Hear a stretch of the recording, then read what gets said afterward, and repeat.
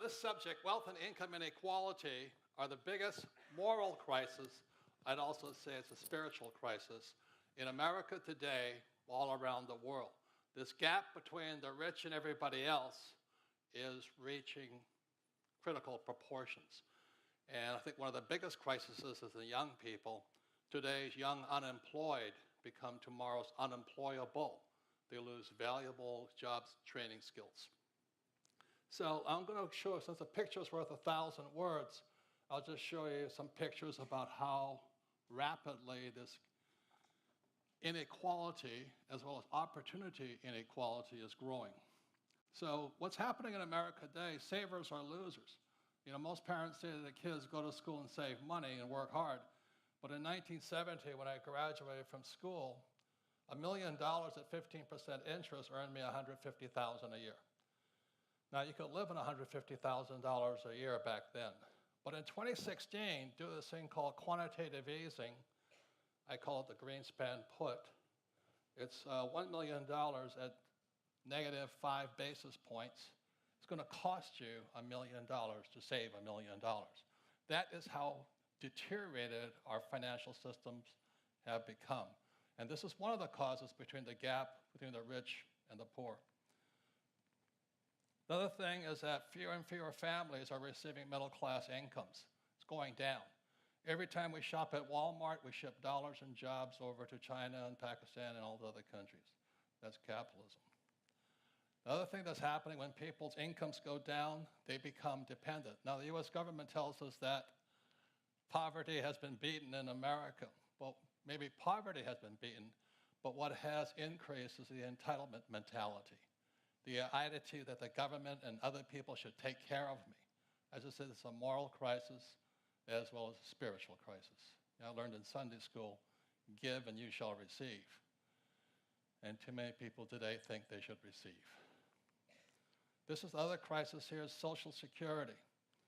Being Japanese, the Japanese call it, Social Security.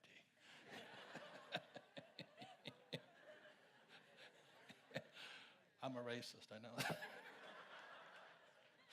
But anyway, I've met so many people my age. There's about 75 million baby boomers. I'm at the top of the baby boom chain. We expect the government to take care of us. That's a lot of highly educated people. That is a crisis. So in 2002, I published this book, Rich Dad's Prophecy. 14 years later, the prediction was that 2016, there would be a global financial crash. We're in 2016. And here we are in 2016. You can see it coming. In the first 10 years of this century, we have had 3 major crashes. In 2000 was the dot-com crash, followed by the 2006 real estate subprime crash, and then 2008, the banking crash. The question is this next? This is the giant crash of 1929. And every time I listen to those guys on CNBC, I call it bubble vision, they keep talking about the giant crash of 1929. I tell you what, it doesn't even compare to this one coming, you know? So that's why I write and I speak, and I'm very concerned about our futures, our well-being, and the state of the economy. So I'm going to be talking today about why the rich are getting richer. Commercial message, my next book coming out. But I'll explain some of the tricks of the trade, why guys like me get richer and everybody else is not. And this is quite interesting. This is one of the reasons the rich are getting richer. These are the Bush tax cuts. The biggest tax cuts goes to the top 0.1%. Thank you, George. I appreciate that. You know, they have no morals, those guys, man, I tell you. But anyway, I'm the author of the book, Rich Dad, Poor Dad. Maybe see a show of hands. How many have read Rich Dad, Poor Dad? Oh, good, some of you have. Who has not yet read the book here? Oh, good, there's some customers out there. Happy to see that. You know, as I say to the press, I'm a best-selling author. I'm not a best-writing author. But anyway, so for those that have read the book, Rich Dad, Poor Dad, is the true story of my 2 dads. And the story begins when I was 9 years old, growing up in a little town, a little sugar plantation town called Hilo, Hawaii. And I raised my hand in the 4th grade, and I went to a very rich basically all-white school. And I said, Mrs. Gerald, when will I learn about money? And she says, money? Don't you know the love of money is the root of all evil? I said, not to me, but I tell you. And she says, you're here to get a job. I said, no, I don't want a job. I just want to get rich. So she says, go ask your dad. So that's where Rich Dad, Poor Dad started. And my poor dad was the head of education for Hawaii, very smart man, PhD, went to Stanford, University of Chicago, Northwestern. And I went home and I asked Dad, I said, hey, Dad, when are we going to learn about money? And he says, never. I said, why not? He said, the government doesn't allow us to teach you that. I said, that's kind of interesting. So he said, if you want to get rich, go talk to your best friend's father. And he is an entrepreneur, and someday he'll be a very rich man. So that's how the story of Rich Dad, Poor Dad starts. When I was 9 years old, I went to my rich dad's office, being an entrepreneur, and he started teaching his son and me about why the rich get richer. And that's my financial education began.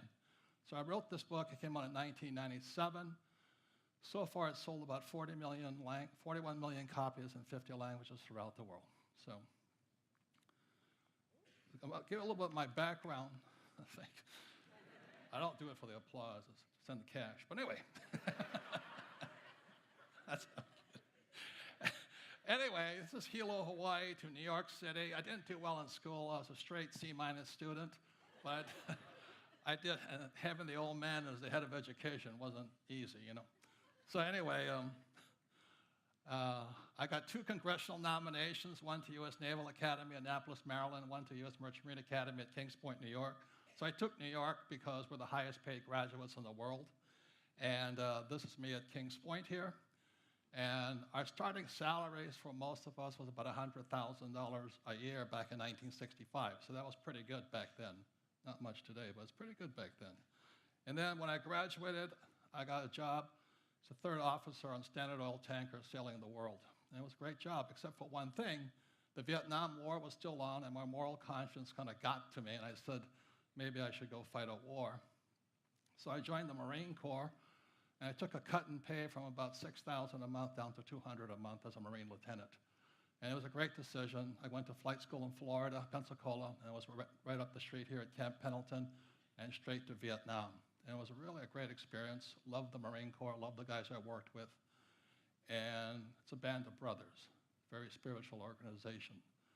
And when I came back, that's when my business career started. It's my first business, the surfer wallet business and all this. And everybody thinks, yeah, when you start getting successful, life's easy. Well, no, success is expensive. You know, I started selling these silly wallets, and all of a sudden they took off. And I spent more time raising capital to buy more inventory so I could sell more. But it was a great learning experience. I learned to make a lot of money selling wallets. But anyway, my life changed when I met this man here, Dr. R. Buckminster Fuller. This here is what Fuller is noted for. He's considered a futurist and a friendly genius. This is a geodesic dome, which was at the Montreal World's Fair in 1967. So in 1967, I hitchhiked from New York City all the way to Montreal to go see the dome, and it was a mind-blowing experience. I never thought I'd ever meet the great genius. You know, John Denver calls him the planet's friendly genius. So anyway, but in 1981, I had a chance to study with him up in Kirkwood, California, near Lake Tahoe for 5 days. And I made the mistake of sitting down well, he sat down next to me, really. And it was called the Future of Business Seminar. And he sits down next to me. He says, Robert, what is your life's purpose? What is your mission in life? I said, oh, to get rich. Wrong answer. He chewed me out. He says, it's a waste of a good mind. You know, it says, why don't you do something to change the world? I said, change the world? I just want to get rich, you know. And finally, I got it. As he says, you know, I'm not here to work for me. I'm here to work for everybody else. And it was a pretty cathartic event once I realized how greedy I was. Then I studied with him for 3 years. And every time he kept asking the same question that he asked himself, what can I do? I'm just a little guy. What can I do? I'm just a little guy. He was tiny, too. So I ask all of you, what can you do? We're just little people in many ways. So I studied with him for 3 times, 81, 82, and 83. And then he passed away on July 1st, 1983, and he left this book behind. It's called The Grunch of Giants. It stands for Gross Universal Cashites, Grunch. It's how the ultra-rich rip us off. Now, Fuller is a friendly genius. He never wrote finance books or economic books. He's math, science, art, design. He's an architect. I read Grunch of Giants and I understood it because it's exactly what my rich dad was telling me. The rich are ripping us off. So at that point, I said, what can I do? I'm just a little guy. And I decided at that time I would take on grunge. And for those of you who wonder who grunge is, you may just notice that those crashes we just had, we got bailed out. The rich got bailed out. Let me tell you, ladies and gentlemen, Bernanke and the president and Paulson stand up there and they say, this was a mistake. We had to save the economy. That's a lie. I hesitate to tell you that. It's a lie. They bailed out the rich. It is part of their business plan. It goes on all the time. So ladies and gentlemen, I said in 1983, I got to do something about this. And what can a little guy do is take on the biggest banks, the Federal Reserve Bank, which is not a bank, not federal, no reserves, not American. Get the hint? And I could take on Wall Street, I could take on government, but I could also take on the school system. See, ladies and gentlemen, those crashes, these bailouts are not accidents. And neither is it an accident there's no financial education in school. What my research found since 1983 is premeditated. Just as prior to the Civil War it was illegal to educate a slave, we're not allowed to learn about money in school. And when I found that out, I said, okay, it's time for me to get on with my life and start teaching. So I became much like my rich dad and my poor dad. I started teaching. And it was not too far from here. My wife and I were homeless in San Diego, doing our best to teach because we can't go inside the school system and nobody wants to listen. So anyway, that's how it started. And so I'm going to tell you what financial education really is. I'll start by telling you what it's not. Financial education isn't saving money and investing for the long term in the stock market and getting out of debt. Exactly the opposite of that. So my financial education began with a game of Monopoly. We all know the formula, 4 greenhouses, 1 red hotel. So when I was 9 years old till I was about 20, Rich Dad and I and son would play Monopoly. And that's how I learned to become a rich man. So the reason it works is this is the cone of learning. It was created by a man named Professor Edgar Dale. And in 1969, he came up with the cone of learning, and he said, this is how human beings are designed to learn. Notice the worst way to learn is by reading. And the second worst way is lecture, listening to boring teachers. That's why I was never at school. Anyway, that's not really, I was there, but anyway. And then what you guys are doing here is you're looking at pictures, watching a movie. That's why TED Talks works. But also, the second best way is called simulation. Simulation is where you get to make your mistakes. You get to make your mistakes after mistakes. You just make mistakes. See, human beings learn by making mistakes, except in school you make mistakes, you're considered stupid. In business, you make a mistake, you're fired, and you make a mistake in business, you're a failure. So a person's got to find a place to make mistakes. In scientists like Edison, it was a laboratory.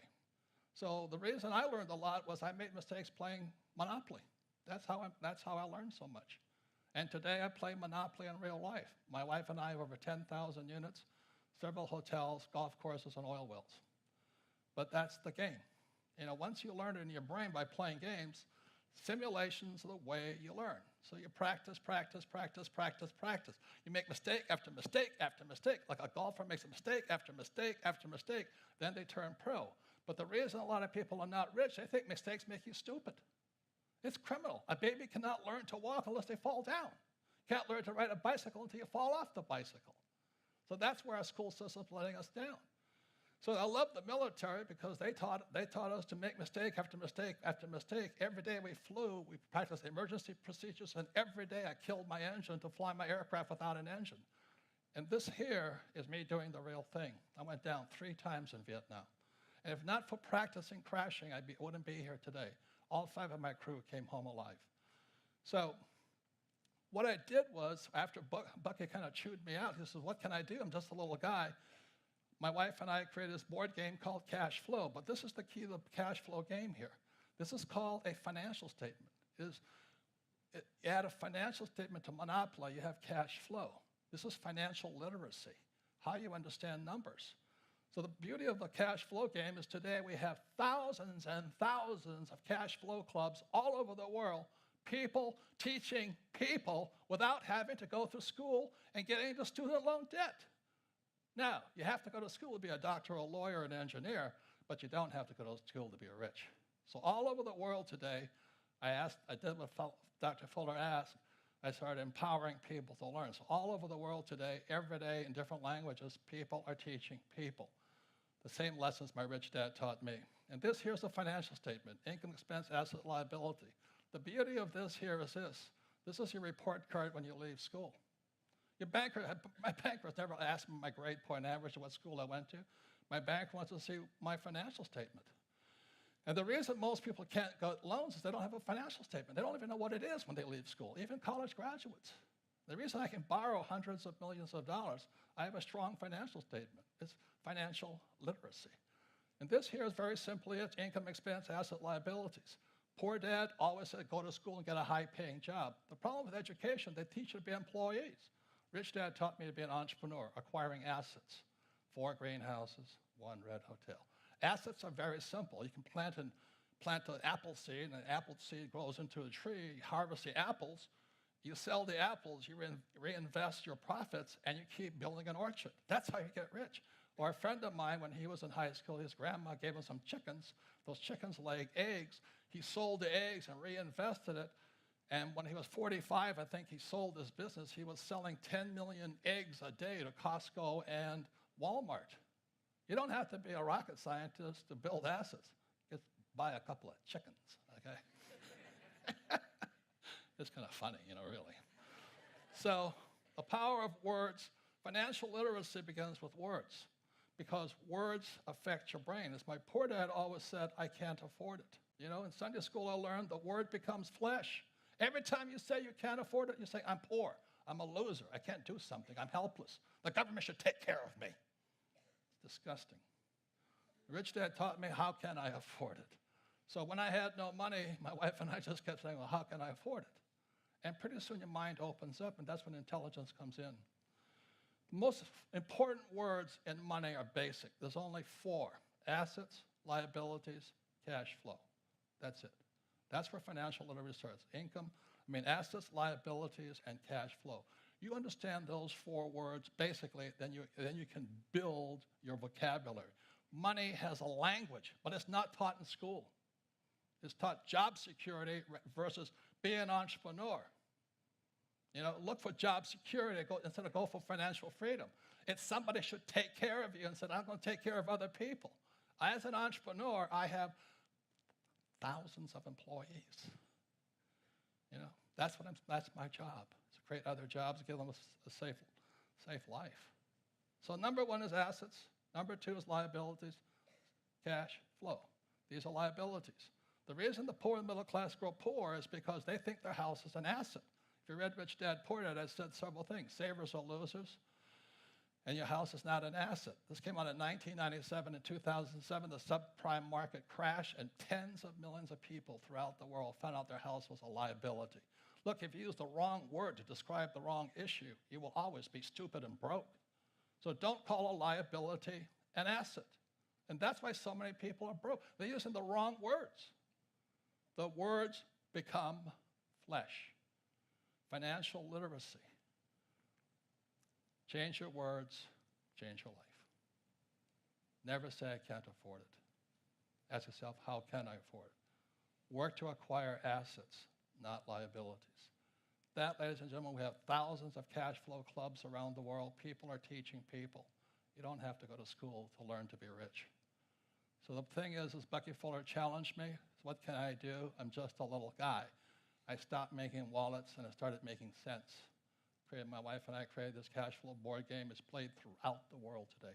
Every day, tens of thousands of people are teaching themselves. That's how you change the world. But we change your words, you change your life.